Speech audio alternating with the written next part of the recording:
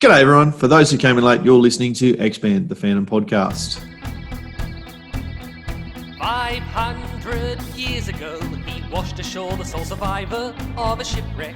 And upon the skull of the man who killed his dad, he said, "I'm mad, I must eradicate piracy, injustice and cruelty, and all my sons will follow me, so evildoers will believe that this man cannot die." The Phantom, the ghost who walked. The Phantom, enemies beware, the Phantom's always there, but you won't mind the Phantom.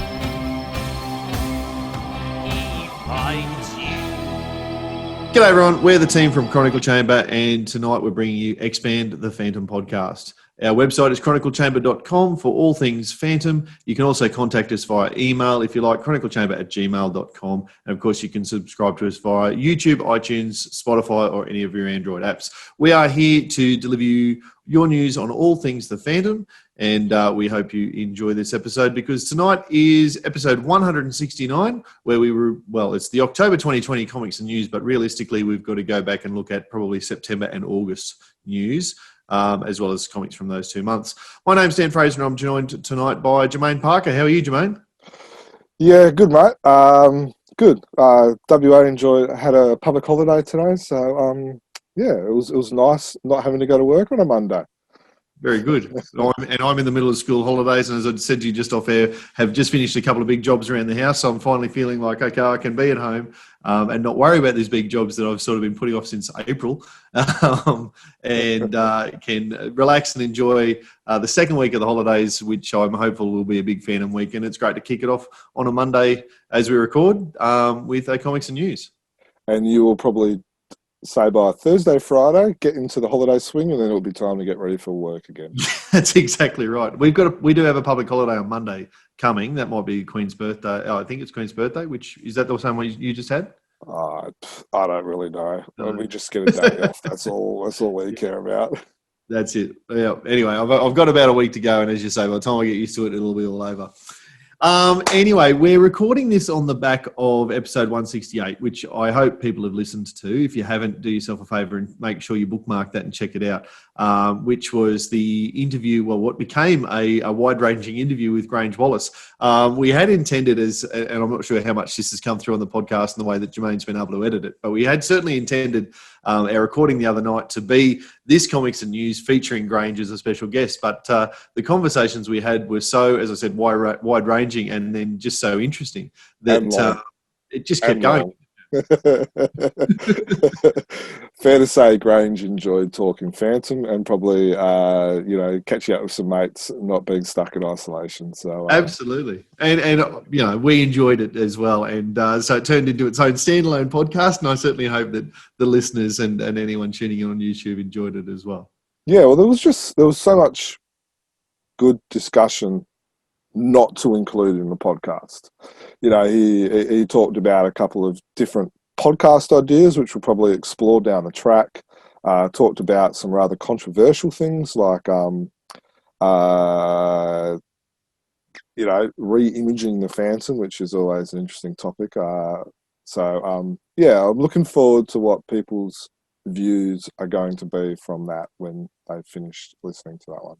Yeah, it's good, and that's why we love podcasts. I think whether listening to these ones or recording our own, listening to others is what I should have said. But it's the opportunity to just have an unapologetic deep dive into a topic that you're fascinated by, and hopefully there's a few hundred people or 1,000 people or whatever it is around the world that are fascinated by it too, and so enjoy the chats.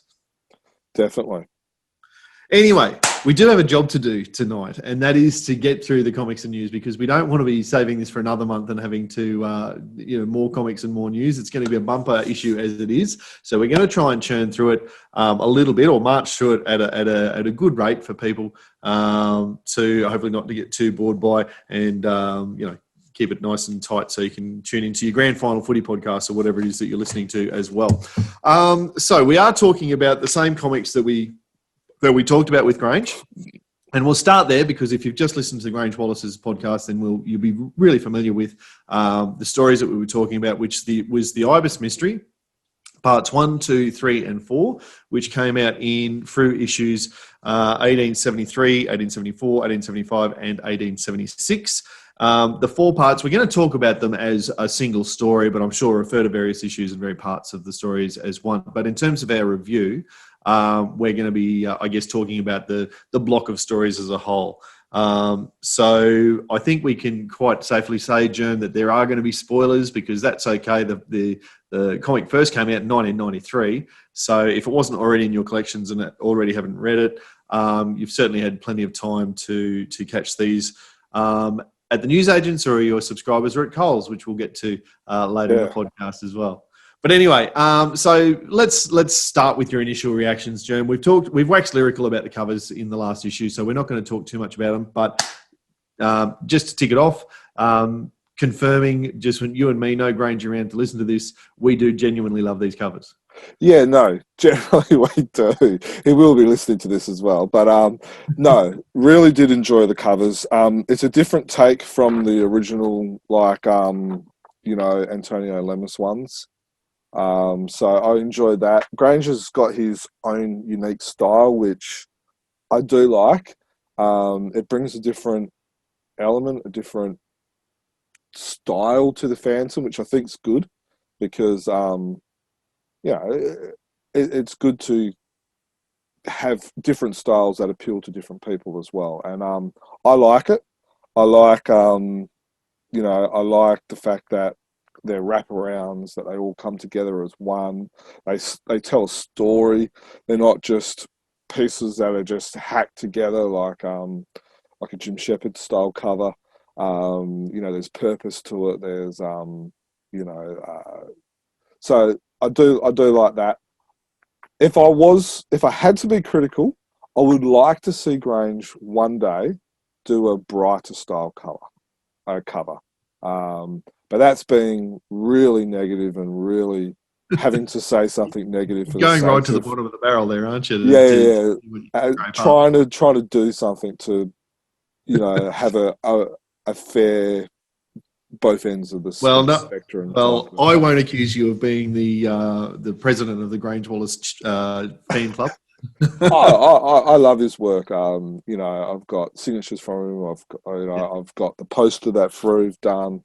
I love his work. But it will be interesting one day to see him do a brighter style cover, just something a little bit different. Fair enough. Well, I'm not even. I wouldn't have thought of that. I can hear what you're saying, and I guess because the Empress, the Sorceress issue, the one that you referred to last time we spoke about, the Excalibur sword, that was really bright and powerful. So I hear what you're saying. But anyway, we've talked enough about the covers. Let's get into the stories themselves. So the Ibis Mystery was written by Norman Worker and illustrated entirely by Carrie Leffenin. It, as I said, it was first came out in 1993, and I think that wasn't too far off. It was in 1993. The original was released in Scandinavia, in Fantomen, and pretty shortly afterwards in Frew in Australia, in those 1065 type numbers we were talking about before. So it's a 27-year-old story. How does it hold up for you as a whole package to begin with? Let's talk about your initial impressions walking away from it. Yeah, I will admit I didn't read it as every issue came out, because I actually did read it recently, say probably about 6 months to a year ago, so it was still quite fresh in my mind. But I have recently, in preparation for this podcast, reread it, and it's still enjoyable. I've probably read the saga probably 20, 30 times, and that's not an exaggeration.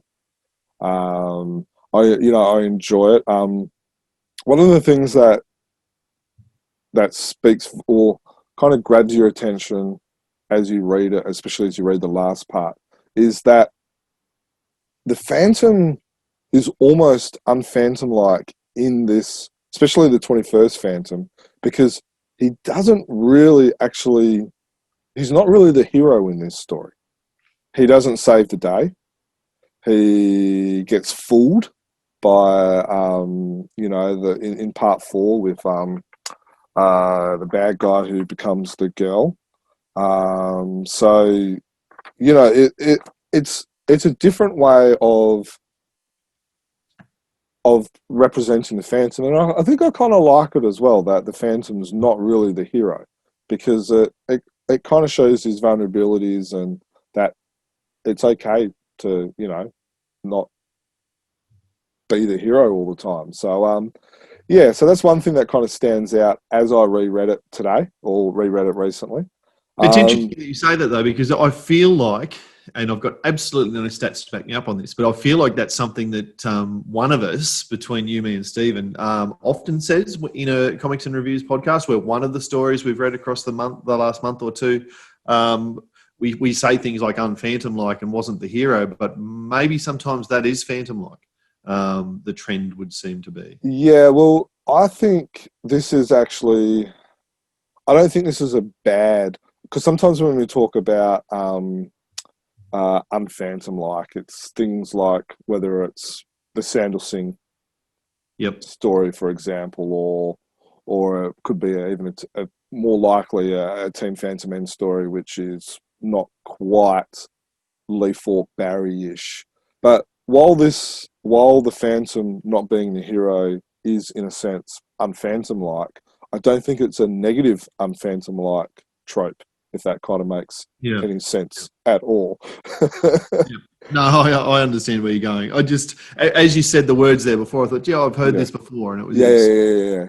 So, look, I'm probably the opposite from you in the sense of frequency of reading the story. I absolutely bought these as a 17-year-old. I would have been that year. And bought them and read them the first time in 1993. I must have read them at least 2 or 3 times when I got them, because certainly I had a good memory of what the story was, or certainly a good impression that wasn't proven wrong on the rereading, because I haven't read them again until this new publication. So I had the remembrance of it being a Egyptian supernatural story that crossed different generations of the Phantom, that I didn't really enjoy because of the supernatural elements, and that remained the same when I read through it this time. Yeah, the supernatural elements was probably, and we know you don't, you know, anyone who's listened to these podcasts will know, you know, I'm on the record. You are on the record. I'm a little bit more forgiving, but it was kind of like right on the boundary for me. Like if they had gone a centimetre further, I would have said, that was probably too much. So it was kind of like right on that boundary of tolerance level for me. It was that. One thing I do like about this, and I've liked it about whether it's the Triads, the Golden Rune, the Devil's Library, and some of these other multi-arc stories, is the fact that we get stories from past Phantoms. Yeah. You know, and I like how like they don't do the stories, especially in this case here, where they don't do the stories in chronological order. So say, for instance, the first one was about the 7th, or was it, no, about the 12th, the 7th, and, you know, they kind of jump backwards and forwards. And I like that, because you get to learn more about the past Phantoms, but also the past Phantoms characters like John Carr, you know, and, you know, it's probably one of the first few times that we actually see the 20th Phantom as a child as well, in Scarface, which I think was part 3. So, you know, it's kind of good learning about the past Phantoms as well. And so I do like that. Yeah, and look, as we've said, and you know, we sort of alluded to it in the talk about with Grange, and I've certainly been thinking about a rogues gallery since, but it's the sort of approach that you could absolutely take with a nemesis like Vultures, like Hydra, Sing Pirates. We know that that's the one that's been attempted the most. But there are lots of bad guys, for want of a better term, that have appeared for various fandoms, various generations. You can absolutely write a 4 or 5-parter about that sort of battle against a nemesis that didn't need to be supernatural and didn't need to be in existence over the 400 years as an individual character, if you like, but as an organisation. It's a cop out, having it, oh, maybe that's a little bit harsh, but it could be seen as a cop-out to have the ongoing bad guy where, in a sense, he has to be supernatural. Yeah. Where the Golden Rune is a supernatural ongoing guy. The Ibis Mystery is a supernatural ongoing guy. The Devil's Library is a supernatural ongoing guy. The Heart of Darkness is a supernatural ongoing guy. There's the Phoenix story. I'm not sure if you remember that, which featured Saint Germain. Yes. That was a supernatural ongoing guy. In fact, but in saying that, there is the options. There was what was it? I think it was issue 730 or 735, which featured a crime family. And it was actually Diana who kind of found them and stuff like that. Now, that could be a good opportunity for having an ongoing bad guy that battles various, phantom people. So it started with, I can't remember the name, but it was pretty sure it was Frew 730. So there is options and there is ways of doing it without being just. For people who are on the podcast and not on the YouTube, I am shaking my head, marveling at the fact that you've reached back 1,100 odd issues of a Frew to pick out a particular issue, and I've got no doubt that you will be within 5 of accurate. It's actually, I've just Googled it. It's 730, so I've got the right issue. So in this one story, it features the 19th, 20th, and the 21st Phantoms. What's the name of the story? The Ghost, or right. Return of the Ghost. And the bad guy was called Rashomon. So they were these French thief burgling guys that were basically on some Bermuda type of Bermudas, that type of area, island. And is this the Frew issue with the map on the front cover? I can't remember. The Fandom Wiki doesn't have a cover of it. You would have read it. It was like one of the first ever Team Fantomen stories published by Frew. I wouldn't mind betting that is 730. The one that I'm thinking of with the map on the front cover, because that's also the issue that has the very first appearance of the Phantom Club on the back, which is ironic, right, given that they were not fans of Scandinavian stories, but their first appearance coincided with the first ever Scandinavian story. I've always liked that little bit of trivia. It's interesting though, like all of those stories that you rattled off there before, and including Return of the Ghost, they're all Scandinavian stories, these ones with an ongoing supernatural bad guy. I wondered to what extent, and I think I've probably mused about this in the podcast before, about to what extent the cultural heritage of the Swedes, where their beliefs going back to the Vikings and beyond and whatever, there is a large element of supernatural in that, whereas Australian readers, traditional Indigenous Australians notwithstanding, we don't have that heritage of that supernatural person or being that can live for hundreds and hundreds of years. That's a very good point. It's a very good point. So I think that's possibly why they tend to go down that path, and yet we're both saying that hydras and sings and vultures would be more appealing to us as readers. Yeah. And, it's fair enough. They do create stories for their market first. And of course, the Frew readers are secondary, as much as Australians like to believe that we're number one. We all know that they've got the globe map upside down and Australia is actually supposed to be on top. So, yeah. Although that would put Tasmania right at the very top. That's probably not accurate.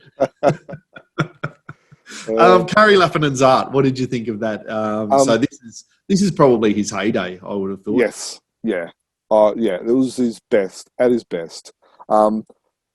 Currently, Carrie Leffenin, his work, he tends to use more blacks now than what he used to before, I find. But in saying that, some of the blacks that he does, like I've just picked up the Scarface issue. Just like, for instance, this page here. There's a lot of black there that that is just really good, and he's brilliant at using light and white to contrast the black that he's put on there. I wonder if he gets, just being a little bit cheeky, I wonder if he gets paid per amount of ink that he uses. His overheads are certainly more than other artists. Yeah, but going through more ink.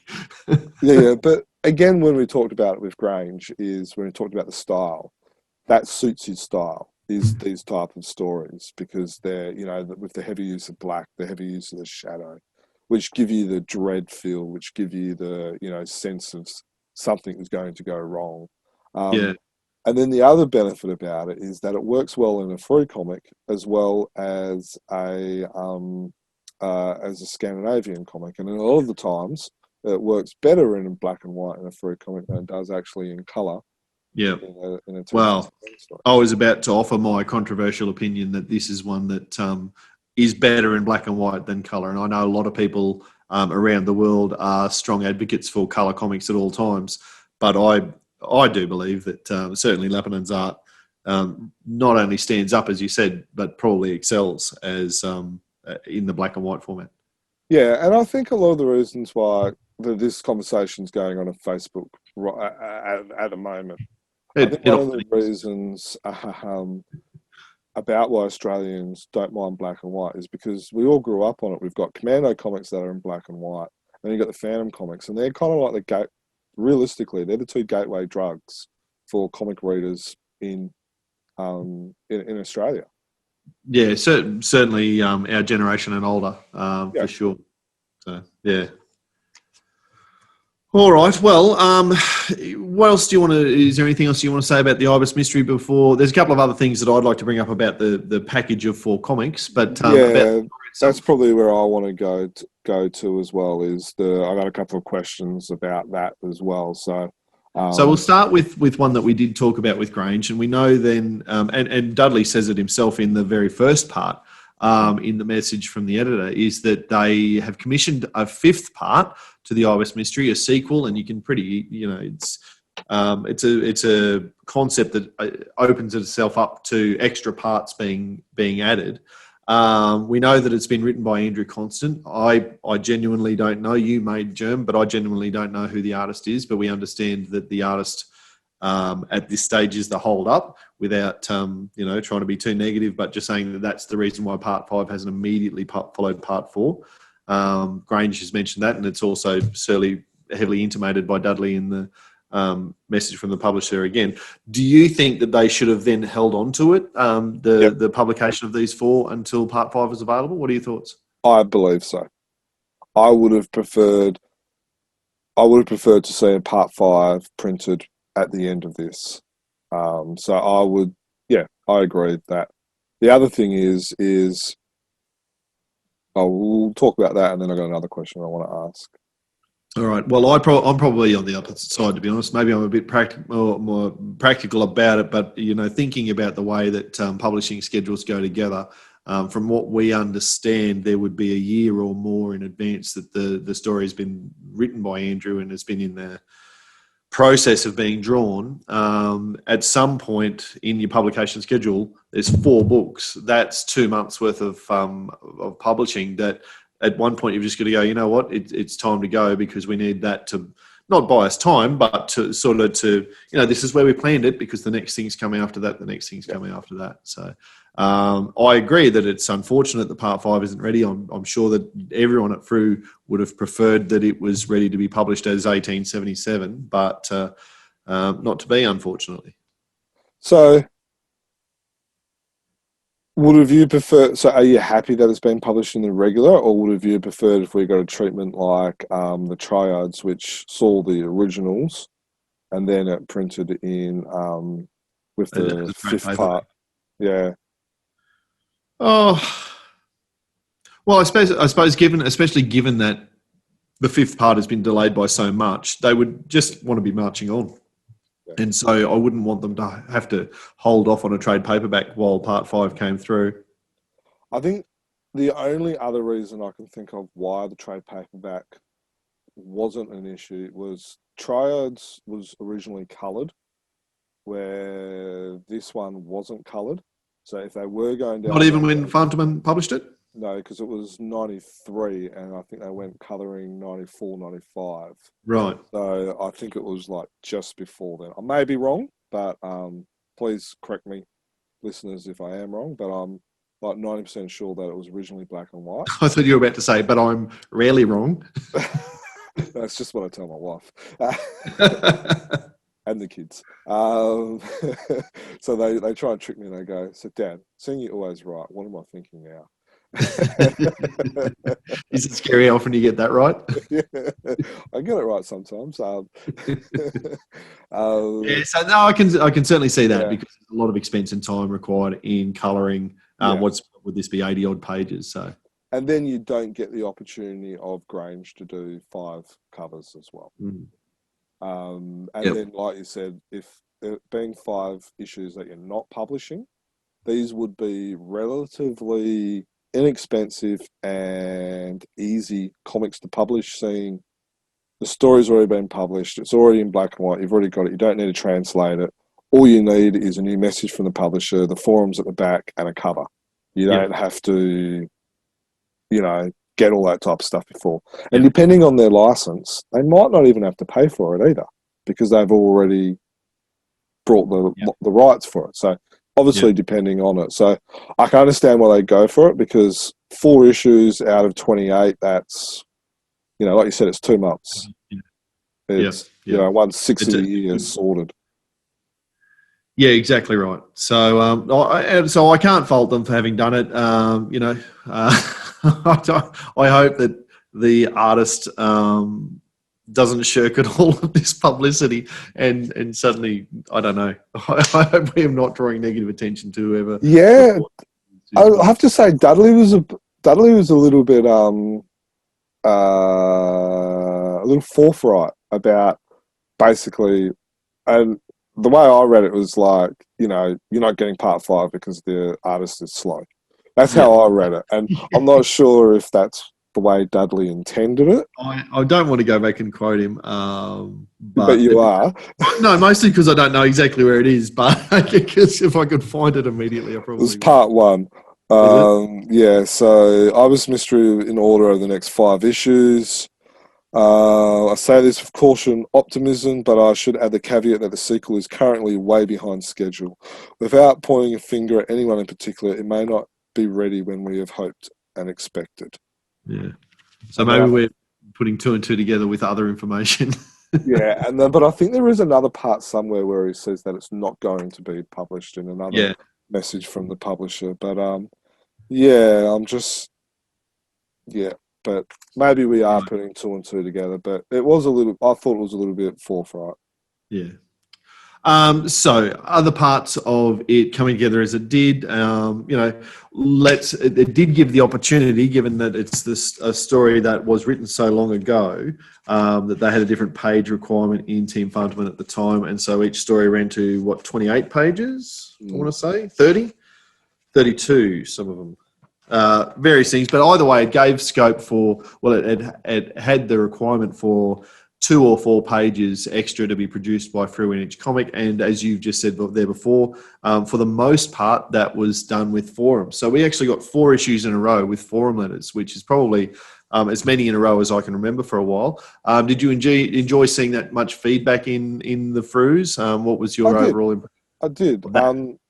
So before I mentioned that I didn't actually read the stories until recently. When I got it, I read the message from the publisher and the forum letters first, and then I put it to a side and thought I'll read it when our podcast gets a little bit closer. So I enjoyed it. Now the question, Dan, is that you, Dan? In part 3, I believe it is, that talks about Sandal Singh.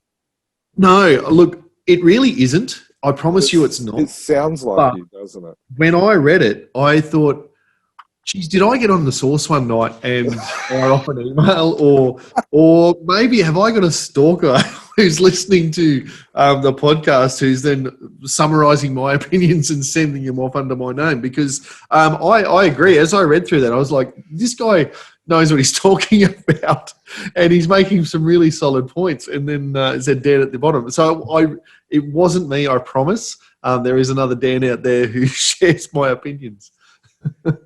Everything that was raised in there is stuff that we've talked about on the podcast. And so I'm reading it, I'm going, oh, come on, Dan, you've had the pulpit with the podcast. Now you're writing a letter to do it as well.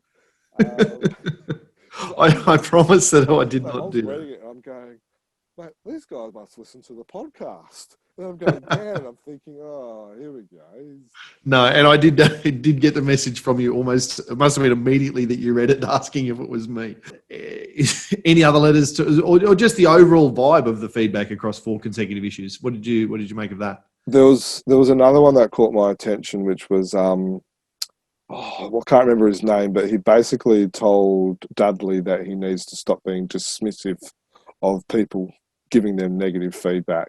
And full credits to Dudley for actually publishing that, because he didn't have to publish it, but and I think that's one thing that I do like about Dudley is that he is open and he's like willing to say, yeah, we stuffed up on this, or we made a mistake on this one, or and he's willing to cop some criticism from people that don't like the way he writes it. So I enjoy reading Dudley's messages because they can be quite fun. But it's certainly very honest. It's very personable. Yeah. So that were probably the 2 that stuck out to me. Anything that caught your attention? Yeah, those 2 as well. Probably the overall sense I got from it was, and maybe this is just Dudley making sure that he puts in all of the balanced feedback like what you've said, but it seemed to be too negative for mine. Yeah. It seemed to be... it felt like more than 50, and I wish now, as I say this, that I'd gone through and actually sort of done stats on the letters to say there was 15 letters and 9 of them were negative or whatever, but I didn't do that. But that's sort of the sense that I got, that there was probably 2/3 complaining, 1/3 happy sort of thing. I think I'll put that down to COVID, and the fact that Frew are changing some things, and we've speculated before that we believe that majority of the Frew readers are of the older generation, and I don't think all of them would like all of the changes. So, let's put it down to COVID. Yeah, all right. Well, it was unfortunate, I thought, anyway. Yeah, there are a lot of grumpy COVID sufferers. Yeah. Now, the last thing that I want to mention with regard to the Ibis Mystery, and I know now it feels like we've been talking about it for 2 hours or more, but by the time you include the Grange podcast, this one little nugget that has snuck through in issue 4. So you're looking at Frew number 1876, and I'm talking about the 2-page filler, completely unheralded, completely unmentioned thus far in all this time. The little 2-page filler called Heloise on an Adventure, and there's no dialogue. It's 12 frames or something like that. No, a bit more than that on the other side. Just that little 2-part filler story, a little written by Kim W. Anderson and with text, and I can only imagine that's the onomatopoeia that they've used there, the splat, the boink, and the zzz, by Alan Jones. I think what was his name there. Sorry, I've just flicked past it. Alan Son. What did you make of that? Well, I don't actually have that issue yet. Oh, so you haven't seen it? No, but from what you're just saying, I believe it is. I'm doing some mad Googling at the moment. While you do that, I'll just hold it up and speak about it. So you've got that as a comparison. It's probably one of the... we've talked about this in the podcast before. So it's part of the World of the Phantom series of short stories. So it's written by Alan Song, who is actually Mikael Soul. It's his pen name. And there's about 4 actually, I've got it here. I found it on Google. So there's about the World of the Phantom, there is 18 of these short stories. Right. and some of them, and they're not, they don't feature the Phantom. They kind of feature the secondary characters. So there's some with Kit and Heloise, Guran, and some others and stuff like that. Well, in this one, there are 2 frames featuring the Phantom. That's the first one. You can see there. He's asleep on the Chronicle Chamber. And that's the second one, which is the last one, where he's also asleep at the books. So, yes, that is the entirety of the actual Phantom's involvement, and the rest is Heloise. So now, in the podcast previously, we have talked about these being possible fillers. So again, Frew are listening to us for ideas, which is good to say. What do you think about it? Because you've actually seen it. I've seen the colour version in a Fantomen comic. Yeah. What are your thoughts on it? Oh, I like it. Yeah, I like it quite a bit. It's just the fact that there was no dialogue in it even just helped it be just a little nice, completely different. It's very opposite the tone and all the rest of it of the Ibis Mystery, which is just at the end of a 4-parter. It's interesting that, and I don't think it's even mentioned in the message from the publisher. So, no, it's not just scanning through. So it's just completely popped in, no mention of it and all the rest of it. But as that sort of little nugget of Phantom goodness that was there, I really enjoyed it. Yeah, I like the ideas. I like it. The fact, especially because it's a good opportunity to flesh out and develop some characters besides the Phantom as well. So there's another one where the Phantom's where Heloise is at a club or something, and a friend and this guy. I remember you telling us about that one, and I really liked the way that she is quite assertive in that situation without necessarily being, So anyway, if that's the sort of thing that's going to start sneaking in as well, then I'm going to like it. And I guess given then that you haven't seen the actual issue, German, I'm sorry, I did assume it must have arrived by now, but there is also inside the back page a valet for Rolf Gohs. Nice.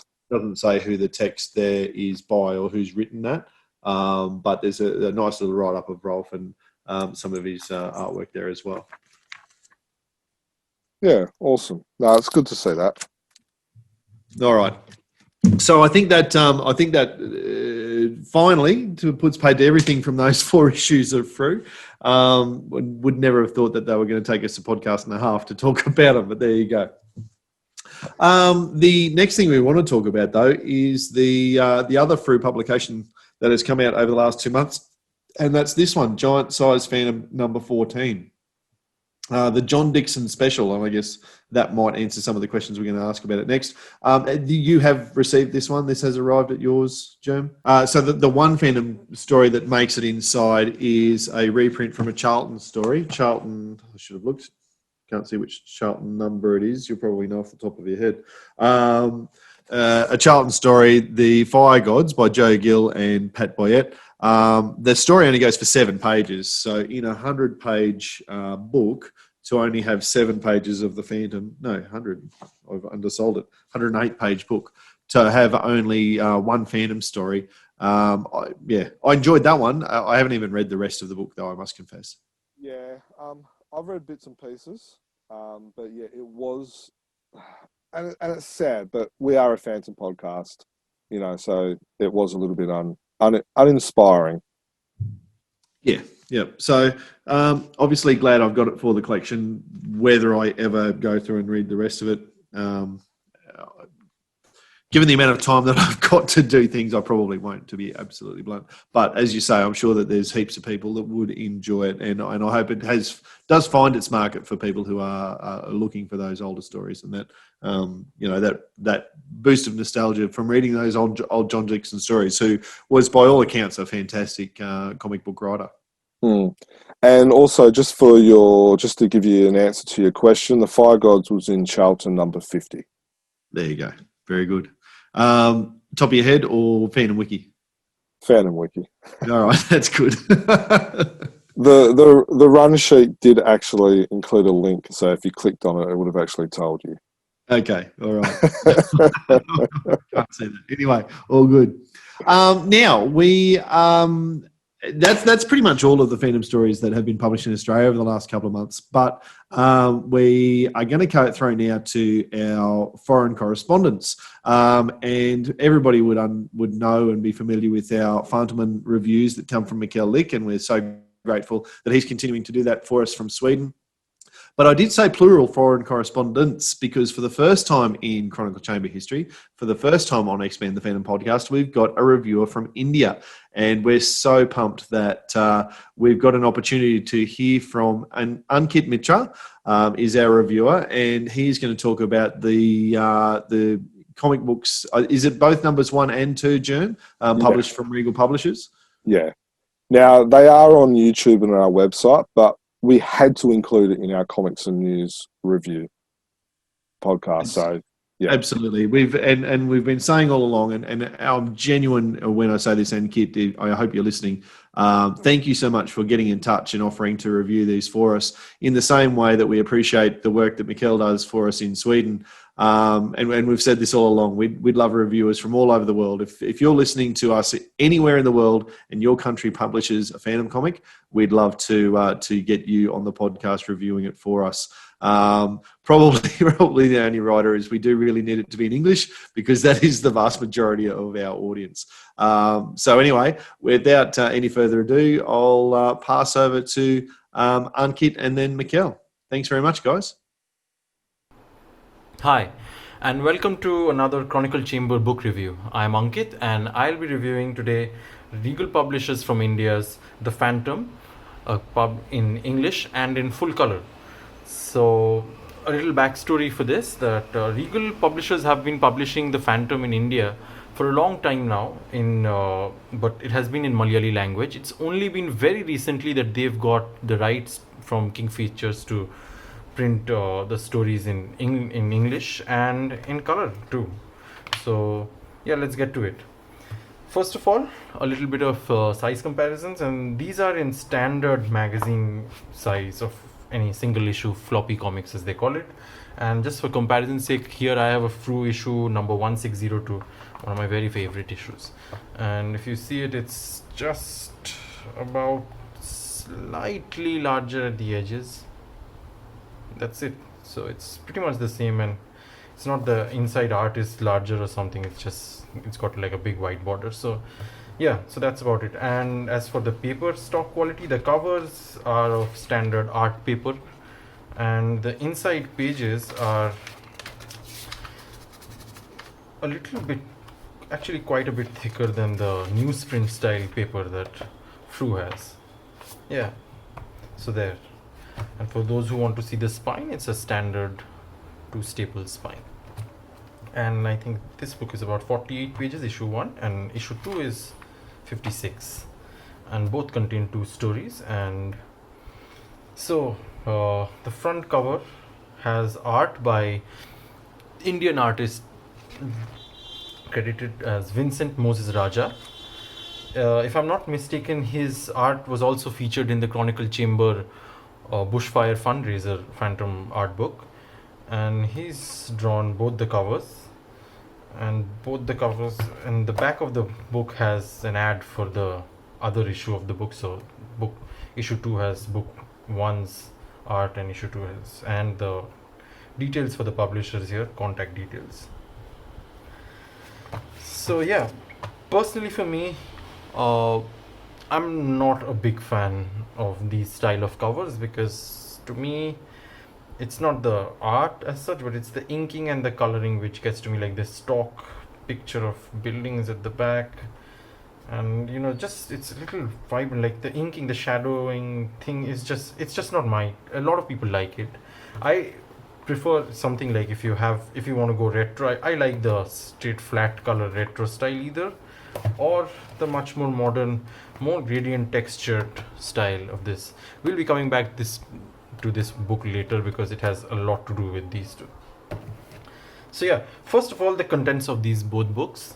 The books have the stories of the Sunday stories of the Phantom, which is post Lee Fox. So it's basically ones written by, if I'm not I don't know, I don't want to butcher his name. It's Claes Remiarthi and Tony DePaul, the ones who took up, whose stories were mainly published after Fox's death. And the artist on both of them is one of my favorites, 90s very famous Batman and Bane's co-creator, Batman artist and Bane's co-creator, Graham Nolan. And the stories are The Warmongers, The Briefcase, Terror in Mavitan, and The Sinbad Stone.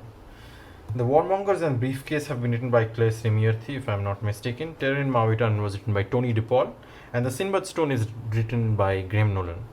Yeah, and for those who wondered why I bought this book up, this is the Moonstone Graham Nolan Sundays Volume 1, and it has the exact same content as these two books put together. So yeah, The Warmongers Briefcase, Terror in Mavitan, and Sinbad Stone. Now, there's another little thing I would like to point out is a lot of people know that the first volume by Moonstones, the Graham Nolan Sundays, had a lot of issues with the page ordering. There were the first two stories, especially the Warmongers and the Sinbad, and the last one, the Sinbad Stone, had pages which were completely out of order and completely ruined the experience, if you want to read it comprehensively. So now, with these two books, you have a comprehensive way to read those Sunday stories. So thank you for that, Regal. Now, in another thing I would like to point out is for the Sunday stories, a lot of us know that the design is these are known as I guess the drop-off panels or something. Yeah, because like they are considered like you cannot put new parts of the story here. So because of the formatting on a lot of newspapers, so your story always had to be from the second tier that is here. The first tier cannot have advancements to the story. So you will see a lot of things. So it's basically at most used as a recap. So this creates an issue when you're putting it into some like a normal comic grid of maybe a full 1, 2, 3, 4, 5, 6, 7, about 8x8 panel or something like that, because then you're going to get a lot of same panels coming in. So we're going to just check out how they went about it. So here, this is the start of the first story, and this is the start here. So if you notice here, the panels have been rearranged. I'll get to the print and the colors comparison much later. So if you see it, the panels have been rearranged so that it falls in a grid pattern system.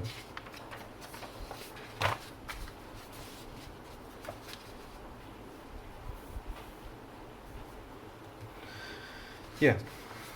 Now, there are certain things I would like to point out when it comes to the editing, which I think they did a pretty good job, because it's not always easy to, like this here.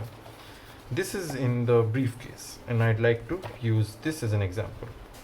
If you look here, the last panel of this Sunday, whichever date this was, these two panels are used in the very next day, in the next Sunday, sorry, to illustrate, the story and like recap a little bit before, continuing with the length. And you can even see that there's a panel from here that has been reused here. This is how they do. There's always going to be reuse of certain panels in the drop-off tier. Now, having that in a comic is going to really jar from the experience. So what they have done at times is they have not used that redundancy, and they have tried to ensure that there is a smooth flow. If you see it here, this panel has not been reused, but they have reused this panel because it still kind of furthers the story. Now, if you cannot remove too many panels. If you remove too many panels, then you're going to have a strange situation where you lose, like the last page of the story will end up having just like maybe one panel or something like that. So and yeah, another panel I'd like to pull out, this one. Yeah, you can see the last panel here has been reproduced as it is in story, and there's a new panel here. Just to recap the thing, this panel is missing here because they felt this is a better flow. You can have this panel and the story flows right into here and straight moves here. So that's it. So that's a very good job done in my opinion. Now for the actual contents. Now there's I have some issues with my some of the pages, and that's probably just me or like my issue or something like that. There are certain smudges in the colors a little bit. If you notice, you can see the letters are a little smudged, the little double, and it's not as consistent. And if you compare it to the Moonstone, obviously it's way expensive.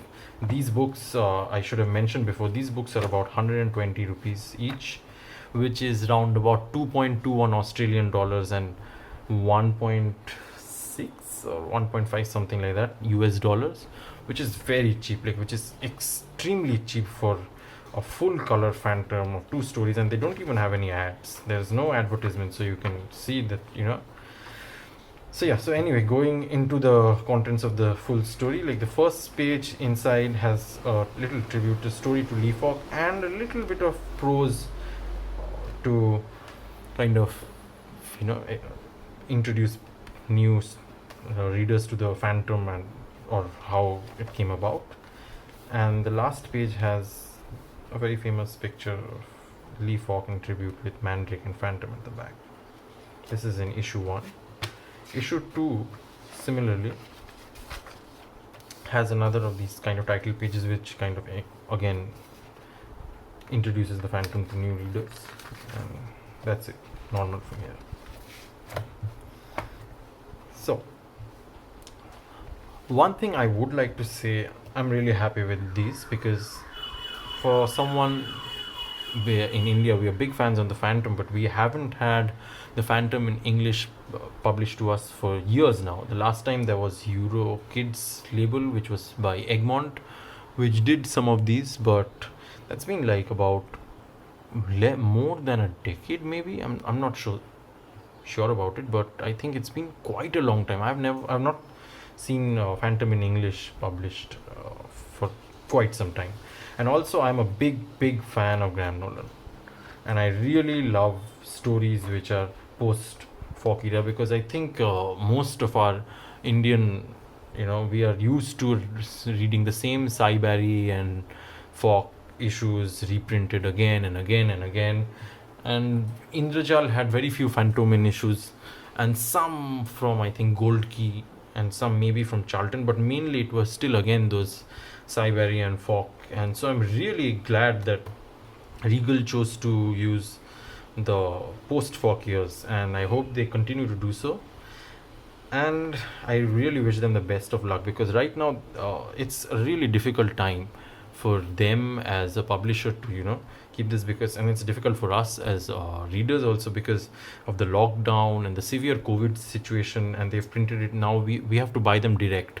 Usually these are always available for us normally through newsstands and all, but those stands are closed, the bookstalls are closed, they're not operating the way they are, and these are not on things like Amazon or something, so it's not that simple to right now get them. So they are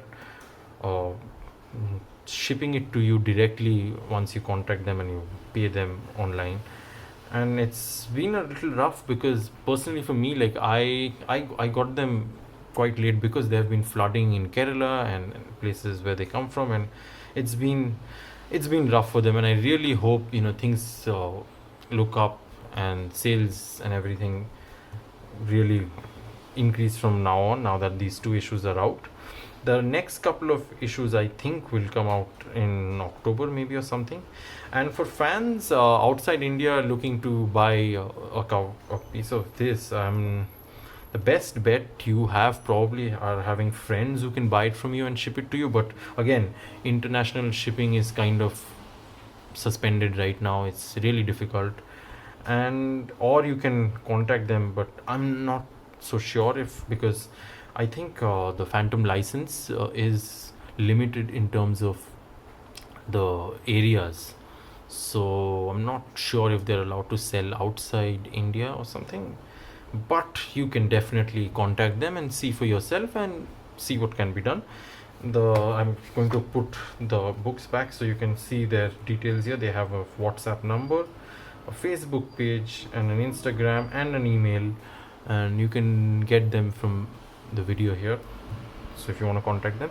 So yeah, that was it. Thank you so much, and I'll hopefully see you again and get with the next few issues of Regal. Till then, happy Fantoming. Let's get into it. We have 3 issues today. Number 17, double issue 1819, and issue 20. First off, issue 17 of 2020. Cover artist Henrik Sahlström. Bright, nice colors. Not very exciting composition maybe, but like it. And we continue in the 90s in this issue. First off, it's a Team Fantomen story. De eviga dimmornas ö, Islands of the Eternal Mists by Norman Walker and James Valvé. This hasn't been published in English. It is about these strangers showing up on Eden and basically kidnaps Rex and Tom to this mysterious Greece mythology inspired island. As I said many times, supernatural elements are not my favorites, but this story has some good things, especially in the tone and the feeling of the story. Then we have Floradona-mysteriet, the Floradona Mystery, by Lee Falk, George Olsen and Fred Fredriksson. It's a Sunday, not earlier published in Sweden. And guess what? The choice was to print it in black and white. I have talked about this a few times. This has been published twice in Australia, in 1226 and 1746. It is about this hidden military kingdom that is hiring young people to work, but few ever leave. And it's also about this drug-infused honey. And so a short spoiler for like 20 seconds. The last panel sparked a small discussion around some of the Swedish fans, and when I got around to reading the story, I also find very strange the phrasing. The Phantom talks about this drug that is fantastic. Not sure what that is about. Then there is issue 1819, also covered by Henrik Sahlström. I think this composition is very good. It gives promise of a spectacular character here on the horse. The main story, it's called Banditernas väg, the road of the bandits, I guess would be the correct translation. It's written by Claes Romerti and art by Janus Orden. It's a story about the 12th Phantom with some twists and turns. I really enjoyed this one. It had a great plot and some smart things happening. My usual objection to historical Team Fantomen stories is that the Phantom feels pasted on top of a historic event. This one stood out on its own legs and I really enjoyed it. And the art of Janus Orden, as I always said earlier, it's great. And then we have this backup story, Dödens Ö, The Isle of Death by Lee Falk and Cy Berry. And so from last issue, now we're back to the Falk and Berry. And again, black and white version of a Sunday story. The 90s was not the best era of the newspaper strip in my opinion. And this is another story where the bugs and wildlife are huge size. It feels like it happens quite a lot, I would say, yeah. Last up is the issue number 20 of 2020. Cover artist Rolf Gohs. It's a reuse from the 2001 cover here. For those watching on YouTube. We have them side by side, and I really think both the color of the logo works better and that they skip this text in this. It looks better. I'm not sure, but I guess that they reused the cover was to honor him because he passed away. Because otherwise it feels strange to have the same cover again. But I'm not sure if that was the plan all along, or if it was a last-minute changing. But yeah, as I said, it looks better this time. There's also this really nice text on the editorial page written by Ulf Granberg about Rolf Gohs, and a memorial on the last page of the issue. So the main story in this issue is Shipwrecked by Norman Walker and Carlos Cruz. It was published in Australia in 1307. It's a quite convoluted story about how the seventh Phantom got an Aztec mask and basically leaves it on top of the Walker's table, and only to have the eighth Phantom go there and pick it up. I don't really understand why it needed this extra step of the seventh Phantom receiving it and leaving it. Even though it feels like it's all about travel, because there's a lot of travel in this story with boats and shipwrecks and all of that. I really enjoyed it. It has lots of adventures, and it's epic feel with all these travels, and might go a bit overboard with the Robinson Crusoe references. And then there's a text by Andreas Eriksson about Fantomen in the OO is, and it's a great write-up, and it ends up with the Secret City by Tony DePaul, George Olsen and Keith Williams. And since I've read this in color and I felt that was better, and this is black and white, I just skipped reading it this time. Yeah.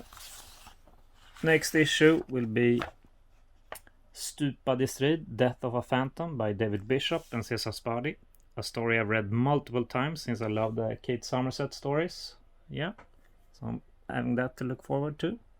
That's all for me. Happy Fantoming. Mikael here again with a short update about the Phantom the card game. The status right now is that we just approved, and the manufacturer also approved the print files, so they will create one production copy and send it to us for feel all the components and do a final approval before the big print run. And we're going around schedule, so we're still aiming for that December delivery date. Thank you from me, and happy Fantoming. All right. Thanks very much, gents. And as I said, a huge appreciation for the work that you're doing and sharing that information with us about the comics that are being published in your country. Now, on the back of those news, we've actually got live to the podcast news right now in the last 10 or 15 minutes while we've been recording. A bit of information coming to us from Mikael about what's coming soon in Fantomen. Do you want to just perhaps give us an insight into the message there, Joe?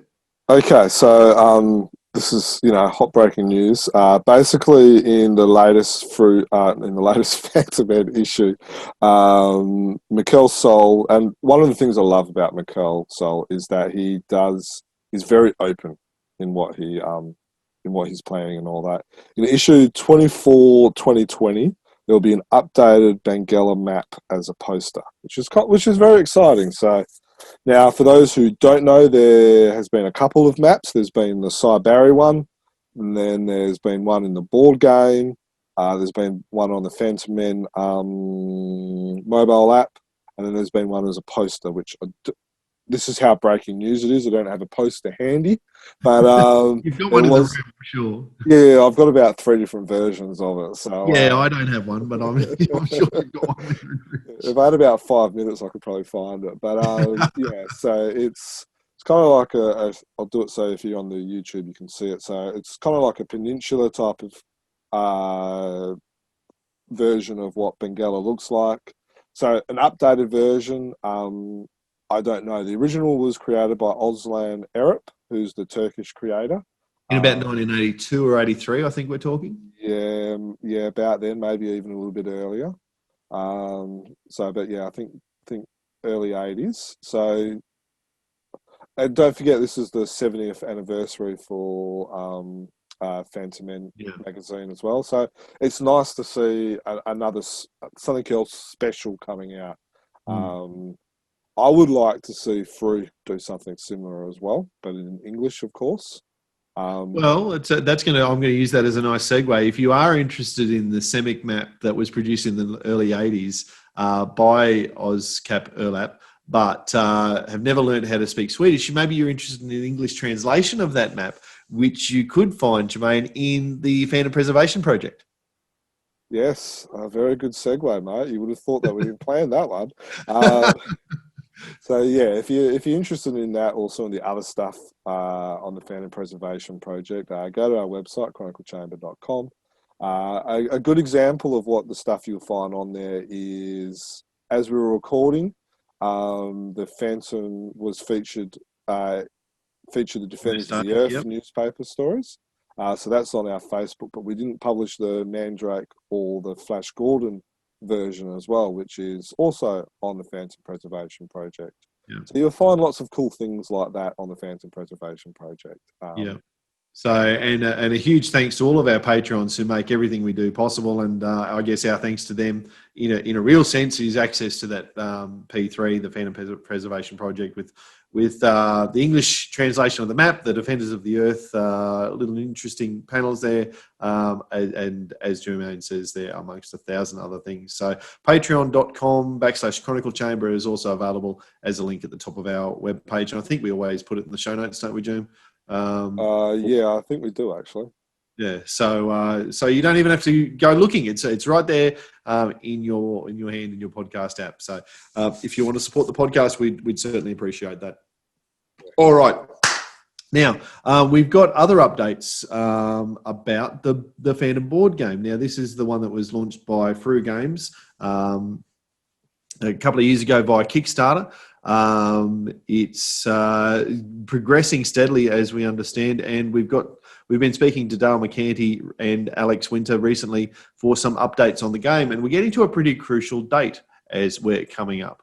On the 10th of October, that'll be your last opportunity to, well, the 10th of October is basically too late. That's the deadline to order extra games at the current pricing if you have purchased games through Kickstarter already. So just get in contact with Frew Games at their email, and I should have got this, but I think it's Frew, P-U-B-L, Frew Pubble Games at gmail.com.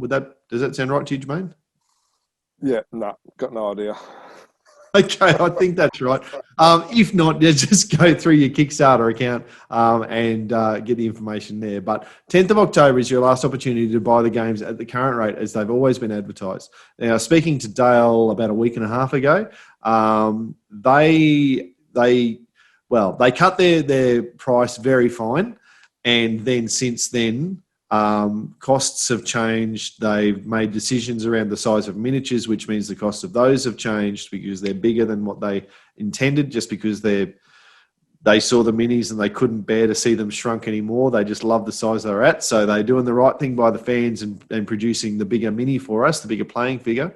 But it's costing them money to do that. And obviously there's this little coronavirus pandemic thing that's been happening that's also caused some problems in terms of costs and publication, production, that sort of stuff. So they are taking an absolute bath on the cost of the games. And so after the 10th of October, they're going to be upping the price to something that is more realistic in terms of covering the actual cost of the game. So if you have already ordered on Kickstarter and you're thinking, well, maybe a second game or a third game or whatever would be handy, you need to jump in and order that ASAP. But they are well and truly into production, which is something that Dale's been very excited to share with us. What are you, Jermaine? Have you heard much? What's your thoughts on the production schedule and the rest of it now?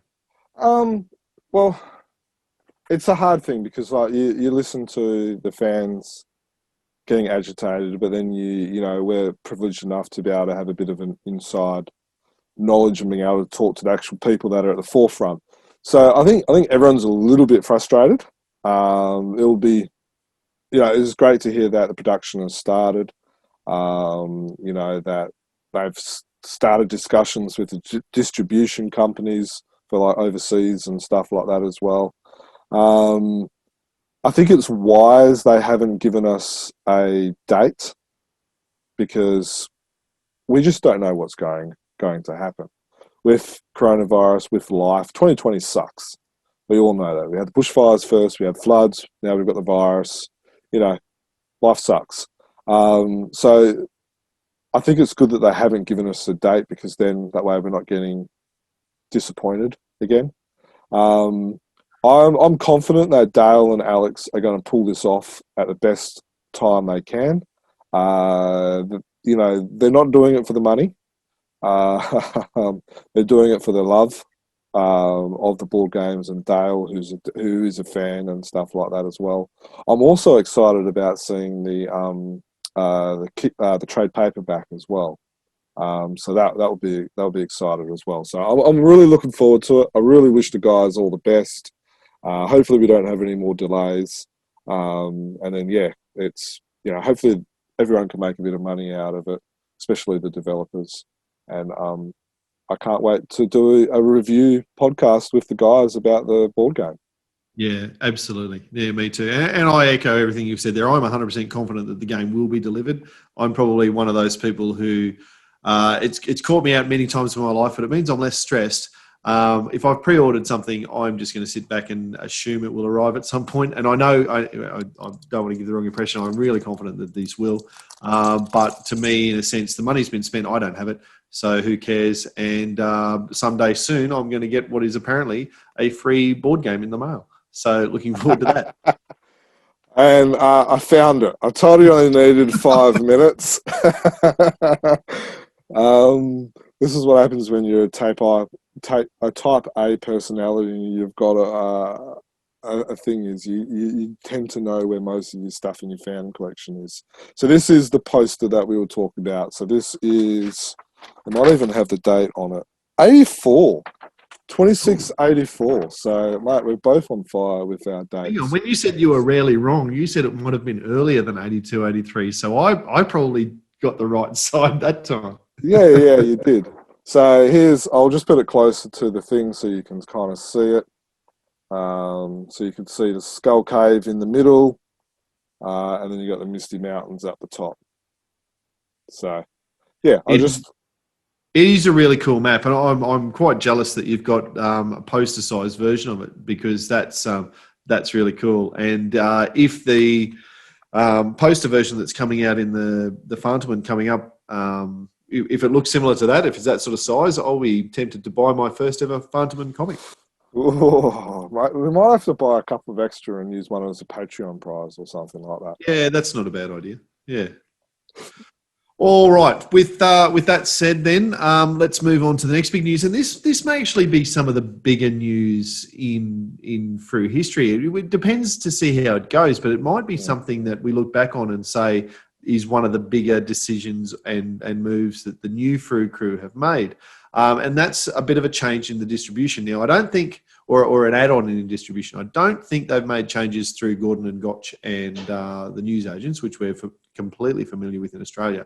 But Frew comics are now starting to appear in one of Australia's two largest supermarket chains in the magazine, with the magazines, and that is in our Coles supermarkets. Now, this is massive news, I think, Jermaine. Yeah, I can't believe we've got this late in the podcast, really. It is. It's potentially the best. It has the potential to be the best news for Frew probably since the Frew crew came along, and maybe it could even surpass them as the best news for the Phantom. Because if you look at the pure numbers, 80% of all Australians shop at either Coles and Woolworths. Coles have, this is according to their website, so it may be inflated a little bit, 2,500 stores in Australia and 21 million visitors to the shops weekly. Now, they did say that they're only distributed in 500 stores, and it's a bit of a test case scenario. But if you look at the pure numbers, more people go to a supermarket than they go to a newsagent. So the potential's endless, and even if it only sees a 5% increase or whatever, it's a huge kudos for Frew doing this, and I believe that this has been going around and been in talks for a little while and stuff like that, which we've seen on Facebook. But it is big news, and I'm very excited about it. Me too. And now, confession, my answer is going to be no. Have you actually seen this in a Coles live yourself, Jim? Okay, I will admit I don't actually shop at Coles. I used to, but no, I shop at Aldi at the currently, purely because it's cheaper and I like getting all the food from around the countries which they have on their weekly specials. But there's been a lot of people that are posting photos up of their sales or of their purchases on Coles and stuff like that. And the fact that it's going to be, whether it's in the kids section of the magazines or in the adult section of the magazines, right next to their Rolf and all the other type of magazines. They don't exist anymore, those ones. Oh, well, obviously I haven't gone shopping in Coles or for those magazines for a while. But yeah, so it's great news. So as I said, my answer is no. I haven't seen it in the Coles, and that's mostly because in the divvying up of jobs in the household, my wife goes shopping a lot more often than I do. I'm more likely to do the duck in for the milk and bread on the way home rather than do the proper weekly shop or anything like that.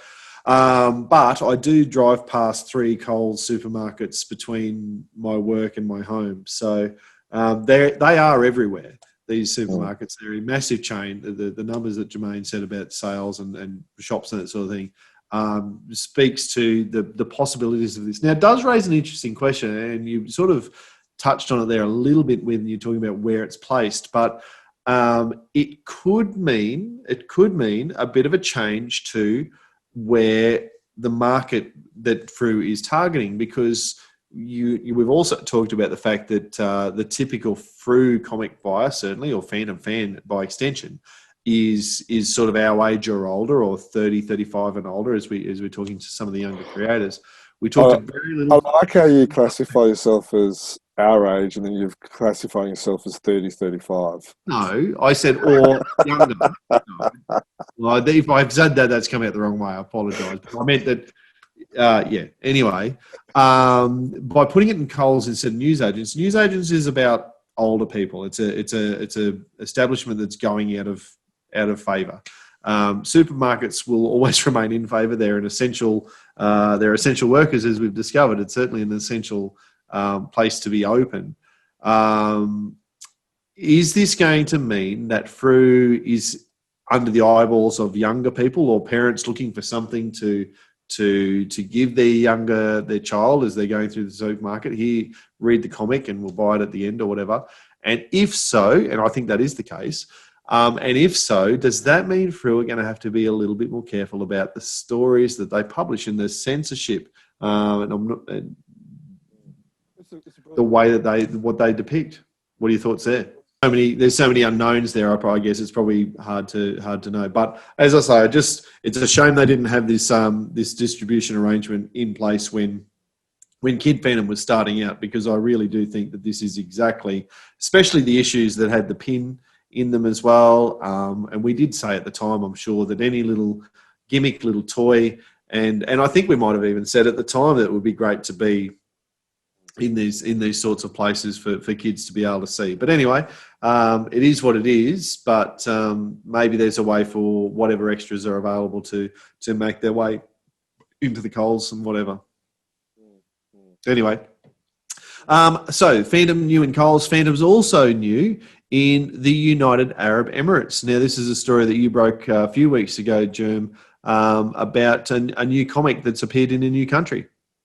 Yeah, so it's not a new comic, so to speak, in the sense that these magazines, comics were released back in the 90s. I think it was about 89 to about 91 is the dates that we've found. But Yeah, it was a publisher called Young Times was the magazine, and they had a comic book supplement called Fun Times, which was about 16 pages, and it had comics, posters, sports stars, puzzles, activities, and included in there was the Phantom. So it's pretty cool for a lot of fans out there to find a new country to collect, including myself. I've brought about 10 to 15 of the magazines already. So yeah, it's exciting. Now, it shouldn't be a surprise when you look at the fact that 40% of the population from the UAE are from India or Indian heritage.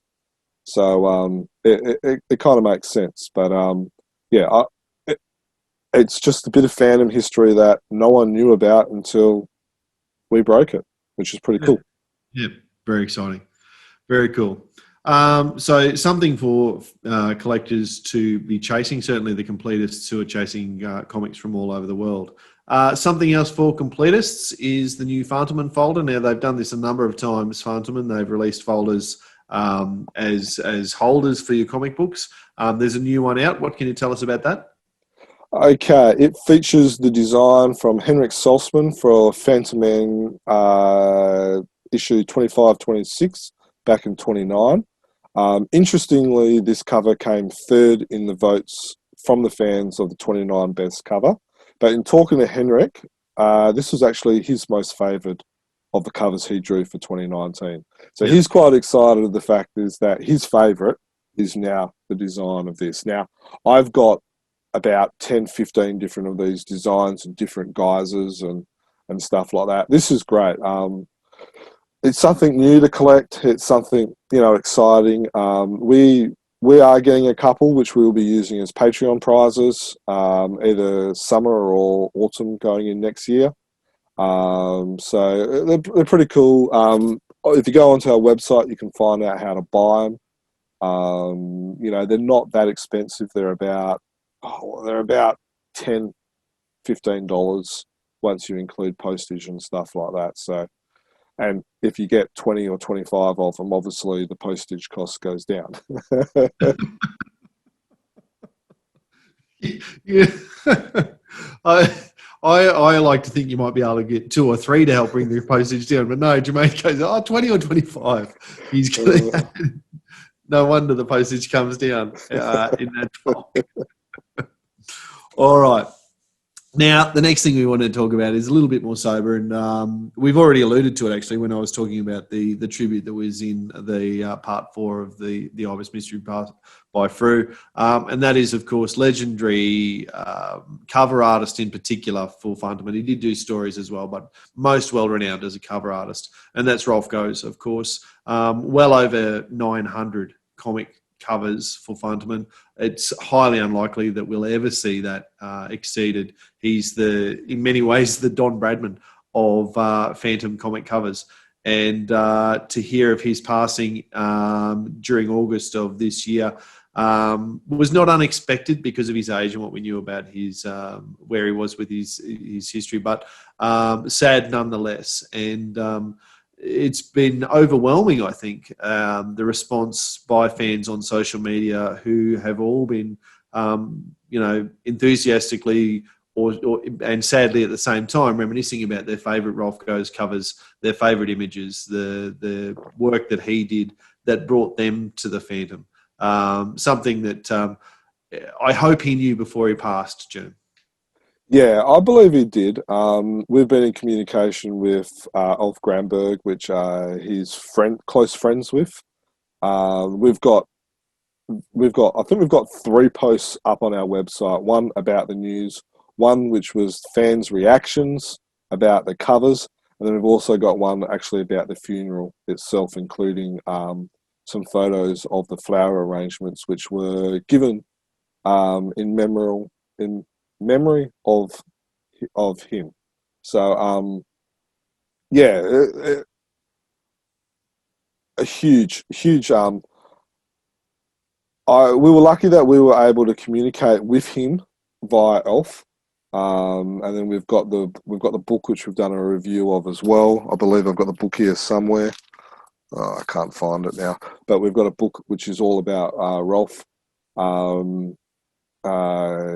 yeah, it's sad, and it's good to see Frew and then Fantomen, which we've heard about from Mikael's review, giving a good dedication to the Don Bradman of Phantom covers. It's a very good comparison. Yeah. So wherever you are and whatever you're doing, let's raise our glasses to Rolf. Cheers, Valet, and thank you for everything that you did for the Phantom world and for all of the delight that you brought us with the images that you showed. All right. So staying in Scandinavia now, we're talking about Fantomen and their plans for their Christmas album. Now, that's available for pre-order, you've listed here, Jermaine. Is that unusual? I don't recall it being listed for pre-order before. The Christmas album, generally, yes. Apparently the softcover is also available for pre-order as well, which is a little bit different because normally they have the Gothenburg Book Fair, which is kind of like Sweden's. It's like they have two big Comic Cons style events. Obviously, that's been cancelled, and the Fantomen softcover is usually released at the Gothenburg Book Fair.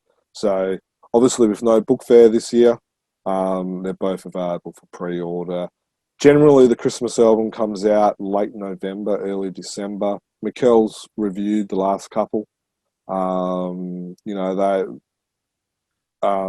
normally have the Christmas album covers are usually done by Henrik Sellstrom, and then the softcover albums are usually done by talk about a mind blank. I can't remember his name. Is this more of a noir style? Yeah, Luca Roberta. That's it. So Luca Roberta has done that. Sorry, Luca. Had a real mind blank there. So and they're both brilliant covers as well. So again, you can order them if you're in Australia or outside of Sweden. Again, the best way to do it is get in with a couple of other guys. And maybe not 25, but order a couple together, and you can save on postage. What is speaking of which, what is postage like between Sweden and Australia at the moment? And I'm not talking prices so much as delay, because obviously with everything that's going on in the world, we're seeing much slower postage and shipping all over the place. What's that like at the moment? What's your experiences? It's all slow. Everything's slow. It takes 4 to 6 weeks to get stuff from America, and it takes 6 to 8 weeks to get it from Norway and Sweden. For example, we have just sent Mikael a bunch of Australian food as a bit of a thank you, including some Vegemite. So make sure you hit up Mikael and ask him what he thinks of Vegemite. That took 8 weeks to get there. Okay, so things are still getting through, but just not in any sort of a timely fashion. What are your, since we're on it, and you post things, you've just mentioned America and Scandinavia. What about India, South America? Have you got any experience with those countries in the last 3 or 4 months? India, no. India is still closed. A lot of Europe is still closed. And then Brazil. Basically, we've seen some of the statues that Fabio has been released. The only way he got them out of Brazil to Australia was by FedEx and stuff like that. And say, for instance, you're looking at 10 kilos, you're looking at about $150. Yeah. So not a great time a really good time to focus on your local national collection and what's within your own country, because crossing borders, you've got to be, I guess, like what I was saying before, you've got to be one of those people who's prepared to put your money out there, and then 2-3 months later you get the payoff when the items come back. So it's just the way of things at the moment, and if that's the worst of your troubles, then you are doing fantastically well. Exactly. All right. Now, fantastically well, I'm going to use that as a segue. Something that is fantastic, we think that we should bode well for the future, is what Mikael Sol has been saying in some of his message from the publishers in Team Fantomen about the budget for 2021. So it looks like they're going to see some sort of significant increase in budget, which we've spoken in the podcast before about how previous years there's been a lot of news stories. In this year, despite it being the 70th anniversary, there hasn't been the news stories, or maybe for that reason or whatever. Certainly some Scandinavian fans are saying, well, hang on, why are there no news stories all of a sudden? But the budget for future years looks like increasing to allow for those news stories to come back again. Yeah, in Fantomen 8 2020, which was, this is going back in the start of August, so it's about, almost 2 months away, 2 months ago. Thomas, who's everyone on Facebook will know, actually raised the question. Mikael Sol was basically, as we said before, very open, very honest. And he's basically announced that the budget for news stories for 2021 has been increased. And I can confirm that because I just received an email from a Phantom creator who has actually said that she has started inking a new Phantom story.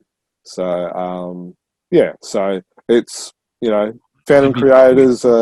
people to work out who that is. A Fantomen artist, I imagine, an inker, perchance. Elementary, but yeah. Was this artist featured in the Chronicle Chamber Bushfire fundraiser book by any chance, Jimmo? Yes, she was. Right. So anyone who's purchased that, go and have a look at your Chronicle at your Bushfire book to try and work out who this is. So yeah, so it's great news to see creators creating new stories, and we probably won't see any of them for 2020, but we should see them for 2021, which is brilliant news, and a huge shout out to Mikael Sol for basically being honest with the readers, which is what we all like. Yeah, and that's a theme that's recurred now, isn't it? Because we talked about Dudley and the way that he responded to his messages, to his fan and forum letters, quite honest and upfront and blunt. And to hear the same from Mikael, these are the two major publishing houses of regular Phantom comics, and so for us to enjoy the approach of both editors, Phantom books are in good hands at the moment. Yeah, and I think today's society, especially our generation and younger, we want the truth. We want to be told things. We like to see progress of things, whether it's on an artist showing progress or an artist drawing something, or, that's the generation. We want news. We want to be told stuff. We don't like being lied to. And it's good that the editors and the publishers are following through and listening to what the fans want. Yeah. And it doesn't all need to be ahead of time either, because I know there's still that surprise element. We've talked about this so many times in various podcasts about previews and sneak peeks versus the anticipation and the surprise. I really like, for instance, what Mike Manley and Jeff Weigel do. They both, obviously the daily and the Sunday artists respectively. Mike particularly is quite prolific on Facebook, but what they both do is they publish their Phantom stories, or they post their Phantom stories almost immediately, not quite immediately, not far after they're published publicly. And I really like the way Mike, for instance, will publish. He does it sort of once a week, and here's the last 4, 5, 6, 7 Phantom strips in a row. I actually quite like that as a way of keeping up to date with the daily story, because I don't always remember to check it every day, but I can go to Mike's post and go, oh, here's the last 4, 5, 6, 7 days. Yeah. And when they show sneaks of it, they usually show a close-up or a panel. And we've talked about this. Grange mentioned the same thing in episode 168 as well. Yeah, absolutely. All right. Now, the last bit of news that we've got, switching back to Australia now, I suppose, and speaking of newspapers and speaking of the newspaper stories, unfortunately, COVID has had a pretty dramatic hit on the way that the Phantom is being published, I guess, in hard copy and paper form in newspapers around the country, with just a truckload of Australian regional newspapers being cancelled for the reason of low distribution numbers, no printing numbers, not low sale numbers. I get it. It's a business decision. But we have seen just a veritable truckload of regional newspapers get cancelled. And as a result, that those physical copies of the Phantom strip no longer appearing, and in many cases not even appearing on their website anymore. Yeah, sorry. So how do you handle your favourite newspaper, the Fraser Coast Chronicle, being cancelled? The Fraser Coast Chronicle, I live just outside their catchment area. So despite the fibs I tell my classes about my great aunt Eliza and Uncle John Fraser both being stranded on the island, and that's what the name is. The island's named after. They're not on my regular reading list, I'm afraid. But no, it's sad news. Now, obviously, the Phantom's a byproduct of this decision. Unfortunately,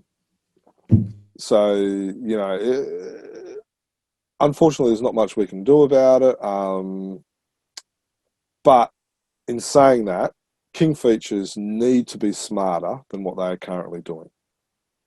They cannot just rely on the Phantom being in newspapers, because the newspaper is a dying art. When was the last time you brought a newspaper?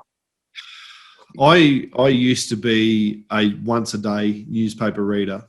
I really did, up until about probably 6 years ago, and then I started moving towards digital. I still read the newspaper every day, but it's all digital. It would be at least 6 months or a year since I picked up a physical copy of a newspaper to read, at least. And that's why the newspapers are being canned. The last time I picked up a newspaper was when I was using it as kindling for a barbecue. What are we going to use once newspapers don't exist? Well, we don't have yellow pages either. We're stuffed. We're going to go back to the flint and bloody coconut husk. But so this is the point, is that King Features, they have to come up with a new, especially, all right, look, we're biased and we think the Phantom's the best thing since sliced bread. Maybe it was created before sliced bread, but that's beside the point. It's been around a long time. We love the Phantom. We know what it's worth, and we overinflate it and stuff like that. But King Features are still making money from the Phantom. So if they want the Phantom, plus all these other characters they've got Mandrake, they got Flash Gordon, they got Betty Boop, they got Hagar, and all these other type of characters that they're trying to make money from. If they want to make money from them, they can't rely on it just being in a newspaper. So they need to wake up, smell the roses, and realise that newspapers are dying, and they need to come up with other avenues where they can make money from this. Otherwise, the Phantom will never be in a newspaper anymore. Yeah. Oh, and that day is coming when the last newspaper happens, and they're going to be relying on Comics Kingdom, I guess, and people subscribing to that. It's going to be really interesting and challenging for them to transition. I'm sure, there are people whose full-time job this is to make sure that the transition is happening. I'm sure they're all aware of everything that we're saying, but it's going to be very interesting to see how it happens. Every time we talk to anyone related to the newspapers, whether that, and most recently and currently, I suppose, that would be Tony DePaul, Mike Manley, Jeff Weigel, they all acknowledge the challenges there and sort of are counting their lucky stars every month that it continues. Yeah.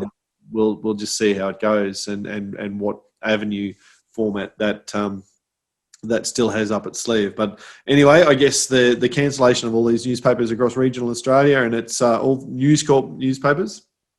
It's just it's a step in that direction. It's a big step. It's a COVID enforced step. It's another instance of the pandemic having a big influence, and I guess reaching out into the Phantom world on this occasion. Yeah. So King Features, KFS, please, please, please evolve the Phantom into more than just a syndicated newspaper character please do it. Netflix. Anyway. All right. Well, that brings us pretty well to the end of the news. Now, before we sign off, on behalf of both Jermaine and I, we need to say a huge personal thanks and a huge Chronicle Chamber thanks to Matt Kime, for helping us out with the podcasts of recent times. Now, he loves it. There's no doubt about this. He loves doing what he's been doing. Every time he has produced a review of a story for us, he checks with us over the top almost, I reckon, about, is it okay? Can I give you this? Can I give you this? We love what he's doing. We love the fact that he's been helping us out with the podcast. It's kept us moving at a time where, for various reasons, both Jermaine and I have been particularly busy with our personal and our work lives. And so helping keep the podcast come out as a regular thing has been fantastic. So we really appreciate your work there, Matt. Love what you do. If you, as a listener, if you are, or a viewer on YouTube, because he does design them specifically designed for YouTube as well, which is just amazing. I'm glad he doesn't want to usurp us because he could. Don't listen to that bit, Matt. If you like what he's doing, you'd like to see more of that, whether it's from Matt or particular in-depth reviews on stories, let us know, because if there's a particular story that you'd love, either Matt or, I'm just going to offer him up, either Matt or ourselves to do that sort of in-depth review on, please let us know. Yeah, no, I've really enjoyed them. It's great getting a different voice out there as well. So it's not just us all the time. And it's taken the pressure off us. You know, COVID, I've had to basically step up at my job as well, which means I've actually had to work rather than doing this as well, which has been. I have noticed that you message less in your work hours than you used to. Oh, mate. When the boss decides to sell the business and put it on you to train all the staff and be in charge of the handover and stuff like that without extra pay, it does cut into your phantoming time. It's a disgrace, this work business, isn't it? I reckon, honestly. But no, it's a huge. It's really grateful. Really, I've been enjoying them. I'm looking forward to the episode after this one.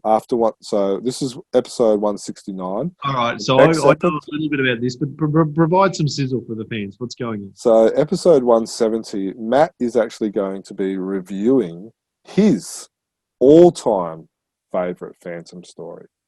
So yeah, so it will be interesting to see if people can guess it beforehand, and then when they listen to it, whether they will be surprised or not. Now, it was probably in my top 10 guesses. The two that I chose were in his top. Well, let's go back to the clues that Matt provided us. He said it was a story from the 80s. Yes. And he said that it was not a Cy Barry story. Yes. So make of that what you will, I reckon. Yeah. Yeah. So looking forward to listening to that one and to hearing the viewer reaction to that one. Yeah, definitely. All right. So thanks, Matt, and again, all the best with what you're doing. So that pretty much sums us up. Is there anything else you want to talk about, Jerm, before I run through these last little bits? No, I won't look at my phone just in case someone else has emailed us or messaged us. But yeah. And look, feel free to cut this out. Do we want to talk at all about the Lee Falk Memorial Benguela Explorer Club dinner website? Well, I guess so. We might as well, because that has been announced. Yeah. So basically, one of our projects which we will be working on after our current project, which we can't talk about at the moment. So this is our next project, which will be hopefully finished before the end of the year, is we are working on resurrecting the old Australian chapter of the LFMBEC, Lee Falk Memorial Benguela Explorers Club dinner website. So Richard has asked us to help him out with that. So we've created a design. He's happy with it. Now we're just gathering all the information. So we're looking forward to putting all of that together. It's going to be a nice big job, but yeah, really looking forward to kind of getting that back. so people can look at it and look at the history that has spanned 30 plus dinners. Yeah. And I guess as part of wrapping up, we're really proud to be able to do something like that, but we're especially proud and thankful again to our Patreon supporters, because again, starting up a website for this purpose costs money. There's domain names to hire, there's offsite storage and all the rest of it that costs money. And without the Patreon supporters, it's not something that we could have ever said to Richard that we were going to do. So it's just another example of what the P3 and the Patreon supporters are able to supply for us. And we're super grateful for that. Yeah. And if you are a Patreon, we will give you a sneak peek before it actually goes live as well. Yeah, perfect. All right. Well, with all of that said, you can find the links to our Patreon on our website, chroniclechamber.com. As always, email us with any suggestions, maybe this time for other stories you'd like Matt or ourselves to review, or even to send in your own review of your own favourite story. You can email all of that stuff through to chroniclechamber@gmail.com. As I said out at the top of the program, we hope that you subscribe to us on iTunes, and if you do so, please give us a review there. Nice and positive would be good, because that helps with the algorithms, as I understand it, and all the rest of it. We're also on Spotify, obviously YouTube as well. And if you can subscribe to us via your own personal apps, whether that's whatever it is on Android, or watch us on YouTube, as I said, YouTube, search chroniclechamber.com as well. Until next time, thank you very much for listening, for watching us, whatever you're doing, and happy fandoming, Jermaine. Happy fandoming, listeners, and happy fandoming, Dan. 500 years ago, he washed ashore the sole survivor of a shipwreck, and upon the skull of the man who killed his dad, he said, "I'm mad, I must eradicate piracy, injustice and cruelty, and all my sons will follow me, so evildoers will believe that this man cannot die." The Phantom, the ghost who walks. The Phantom. Enemies beware, the Phantom's always there, but you won't mind the Phantom. He finds